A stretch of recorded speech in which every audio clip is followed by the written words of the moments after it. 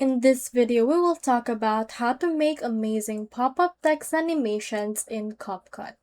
In order to do that, you first need to open your project in CapCut and tap or click on the text icon in order to add those on your actual project.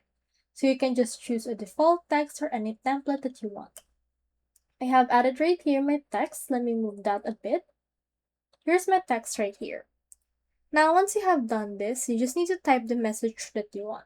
So for mine, I will input right here, subscribe. Once you've inputted your text, the next thing you need to do is to actually animate it.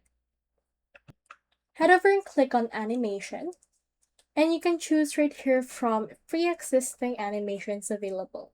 So since we want the pop-up text animation, head over and click on this search bar and search right here for pop-up. Once you have searched for this, you can see the pop-up animation. You can just head over and input it, and you can see how it will look like right here into your video. Let's play that and see how it looks like.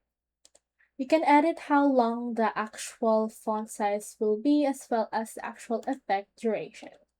So that's all there is today, and I hope this video helped you out.